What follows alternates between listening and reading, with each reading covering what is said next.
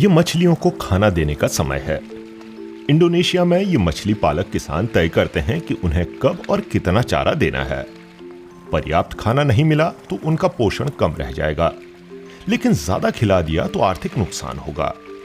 कुल लागत का 90% पैसा मछलियों को खिलाने पर जाता है। एक स्टार्टअप कंपनी के संस्थापक जिब्रान हुज़ैफा एक्वा फार्मिंग को आधुनिक बना रहे हैं। 10 साल पहले जब उन्होंने जीव विज्ञान की पढ़ाई पूरी की तो वो अपना खुद का 80 तालाबों वाला कैटफिश फार्म चला रहे थे। उन्होंने शुरू में ही भाप लिया कि फिश फीडिंग सिस्टम में सुधार की जरूरत है, ऑटोमेशन के जरिए।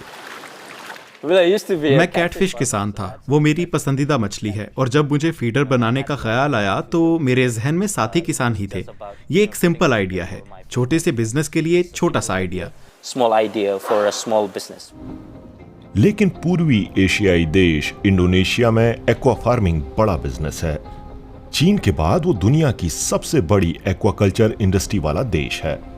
2020 में उसने 1 करोड़ 48 लाख टन मछली का उत्पादन किया था। पर्यावरण पर इसका नकारात्मक असर पड़ा। मछली पालन के लिए देश के 40% मैंग्रोव पेड़ काट डाले गए। ज्यादा चारा खाने वाली मछली पानी को गंदा करती है। वो चारा पानी में विघटित होकर अमोनिया और नाइट्रेट जैसे हानिकारक पदार्थ छोड़ता है। जिब्रान का स्मार्ट फीडर एक फलते फूलते एक्वाटिक बिजनेस का पहला कदम था। उसमें लगे मोशन सेंसर बता देते हैं कि मछलियों को भूख कब लगी है और फिर तालाब में जरूरी मात्रा में चारा छोड़ा जाता है।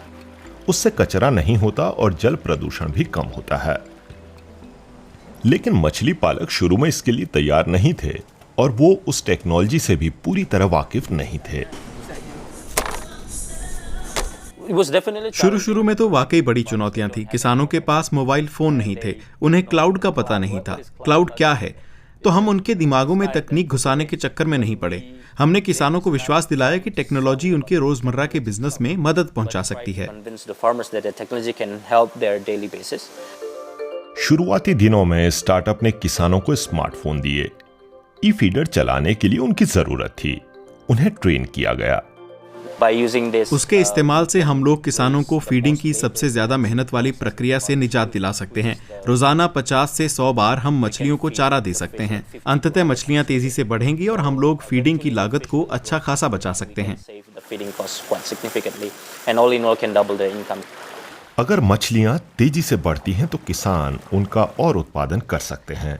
अगर उत्पादकता बढ़ती है तो वो इलाका भी कम हो सकता है जिसमें मछलियों के तालाब बने हैं, और इससे पर्यावरण का भी फायदा होगा। टेक्नोलॉजी की मदद से इंडोनेशिया की एक्वाकल्चर इंडस्ट्री ज्यादा इको फ्रेंडली बन रही है।